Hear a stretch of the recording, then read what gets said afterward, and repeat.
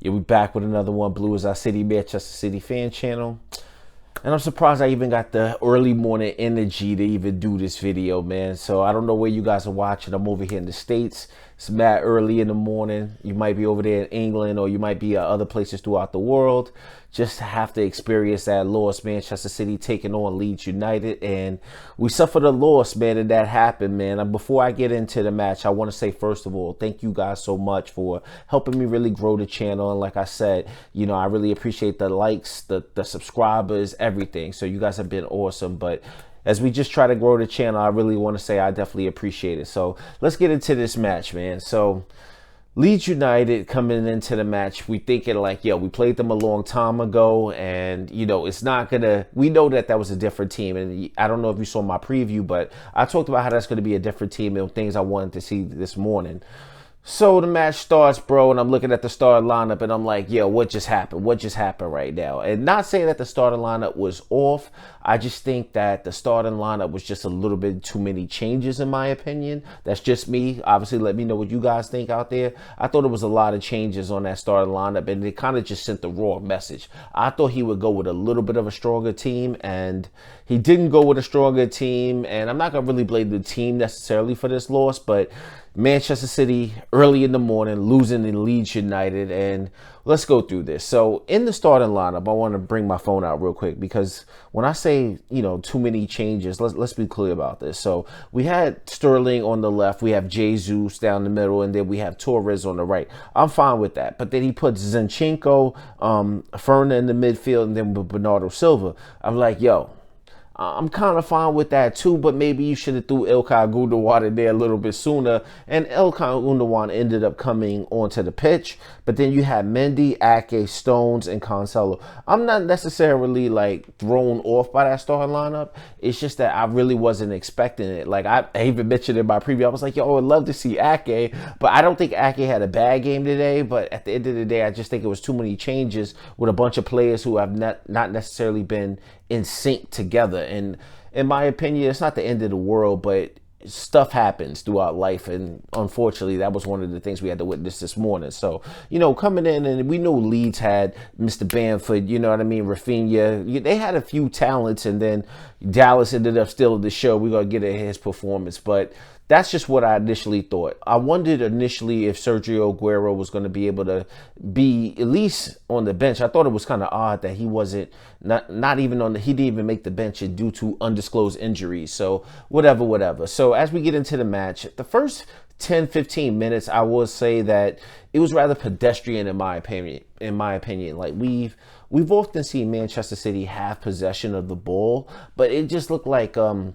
of like, you know, boxers filling each other out, doing a bunch of jabs early on. But that just carried on until about maybe 20 minutes in, to where you saw, I think Ferran Torres had a nice opportunity to, he got the ball, it came down on him, and then he was able to shoot, but it was ended up being blocked. And that happened in like 20th minute or so. And then let's say around the 38th minute, you know, and if you see me looking over here, I'm looking at some notes right here, is that Ferner did create a nice opportunity. I want to say this is one of our clearer opportunities, to where it seemed like the best chance outside of the Torres shot, Torres was on target, but the shot ended up getting blocked. But then Ferner gets this opportunity, creates it from, I think, the left or the right side, but he ends up getting the ball to Sterling, and Sterling just drags the shot wide off target. I thought that was one of the best clear-cut chances that we would have had. And then right there, the 42nd minute of the game, and then here comes Stuart Dallas, man. I mean, he ends up finding space, and they basically get this ball over the top. João Cancelo's not in the best position to deal with it on the right side, and then all of a sudden lays down, and they dribble in the box, they get it over to Bamford. Bamford lays it off to Stuart Dallas, and Stuart Dallas slots it past Edison inside of the post, you know, 1-0 to Leeds United. And I'm saying to myself, oh my God, this is reckless. This is crazy. And speaking of reckless actions, what happens in the 45th minute of the game, which was, you know, Gabby Jesus basically draws a red card from one of the Leeds defenders, and Liam Cooper, who is actually their captain. But I thought it was a reckless play. Now, me personally, I don't never like seeing people get thrown off, because I really like 11 against 11 matches, and that's what I was kind of saying at the time, not knowing what the final outcome was going to be straight up. But, you know, at the time, he got a yellow card. The referee went over to VAR, looked at it, decided it was a red. So now we played against 10 men. And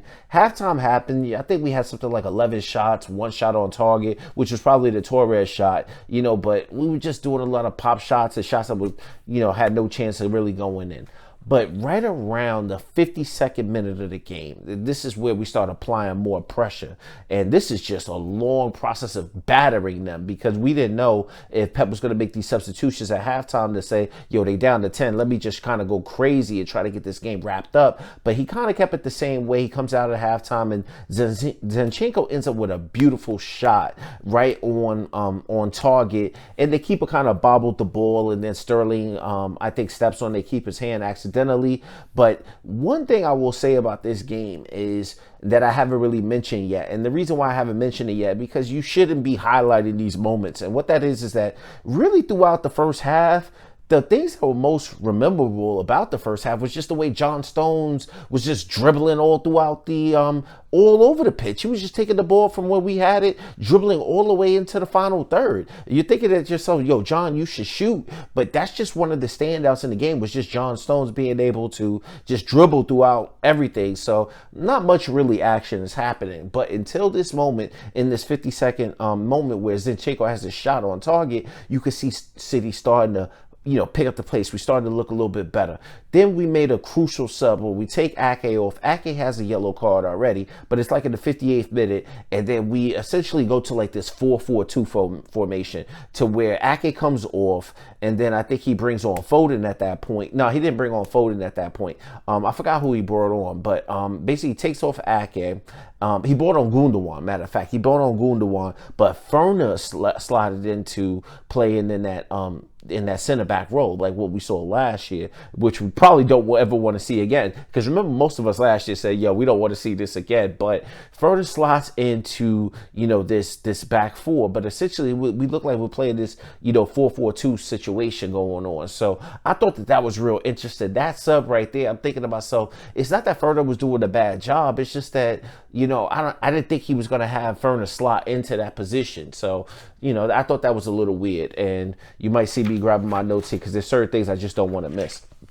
But right around this, I want to say right around when he made 2 things happen. One is that when Mendy got taken off and put Foden on in the game, you saw us start to get a little bit better on the wings, and then we ended up slotting Raheem Sterling, moving him from the left over to the right. Now, why am I bringing that up? And then you basically have Torres up front with Gabriel Jesus. At points, it looked like it was Sterling up front there. But once he made this sub and brought off Mendy, and Mendy is playing this weird role of late where he gets so far forward, and I'm not really a fan of him getting so far forward. But what ended up happening in this moment is that right around the 75th moment, so keep in mind, from the 52nd moment all the way to, you know, like the 75th moment, we just battering them. Obviously, they got everybody behind the ball, but we're just trying to batter them in all different ways. But we kept trying to hit these balls over the top, like we got Liam Delap in there, or like we got Haaland in there, somebody that's just going to really, you know, head on the ball. We had some opportunities, but pot shot opportunities, things of that nature. But in the 75th minute, what ended up happening is that we had this one chance where we actually were smart about it, and we played with the ball through the ground and stopped trying to loft these balls up into the box. But what ended up happening is that Ferner ends up getting the ball. He's dribbling out, and him and John was just doing this the whole match. But he ends up driving out, and he gets the ball. He hits it over to Bernardo on the ground. Bernardo ends up finding Ferran Torres, and then we got our goal, man. So at that point, it's just 1-1. You know what I'm saying? So we looking good until what happens later on in the match. And keep in mind, if you a Leeds United fan, or if you Leeds United, they just trying to sit back at this point. They already went down to 10 men. They took off Bamford. You know, they're essentially playing this, what you call like a 5-4-1 situation.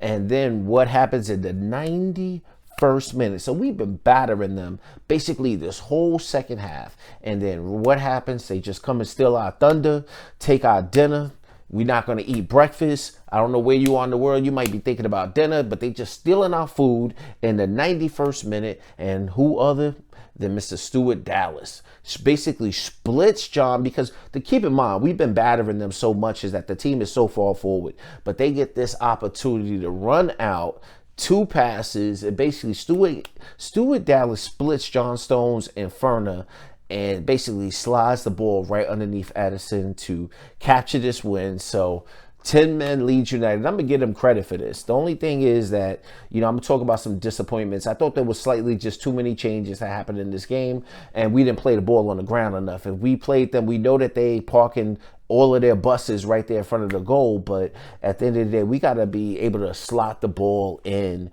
on the ground. We can't just keep throwing the ball over or hitting the ball up top and think we got like some 6-for-5 strikers. So that just didn't work out for me. But the thing is that let's keep in mind that these losses do happen. It is a little unfortunate to lose to a club that essentially had 10 men for a majority of the game. And we got to make sure that this doesn't stop our momentum, maybe, because all the haters are saying, yo, this is that moment. See, they lost here. Anything can happen with them next week. So, we just got to make sure that this is an isolated loss, and we just try to build upon this and just slot it out the back of our mind and go into next week ready. So, that's just the content for right now. Like I said, I really appreciate you guys tuning in. I try not to make these videos too long, but please, if you enjoyed the content, hit the like button, subscribe to the channel if you're new around here, and get at me in the comments, and I'll see you guys later. Peace.